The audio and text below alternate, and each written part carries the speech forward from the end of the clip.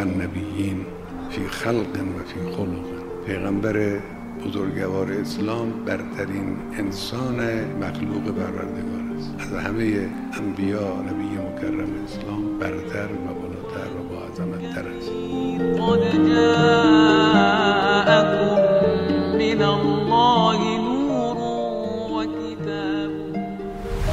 قد جاءكم من الله نور و کتاب مبین. قرآن خود را نور توصیف کرده است. از همسر مکرم پیغمبر اسلام نقل شده است که درباره پیغمبر سوال کردند، ایشون در جواب گفت کان خلقه القرآن، یعنی قرآن مجسم.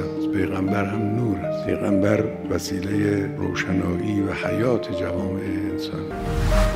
اینا چیزهایی است که بشر به تدریج به اینها خواهد رسید. به معنای واقعی کلمه وجود مقدس پیغمبر نوره. ولد الهدى فالکائنات ضیاء و فم الزمان تبسم و ثنا.